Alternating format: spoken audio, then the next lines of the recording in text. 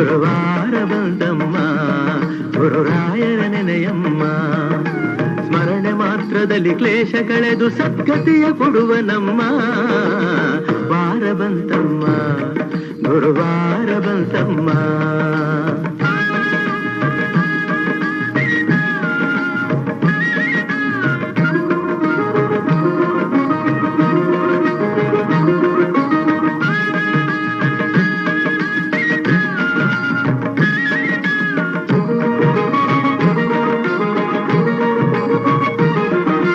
Yogi ಬರುವನಮ್ಮ ಶುಭ ಯೋಗ ಬರುವುದಮ್ಮ.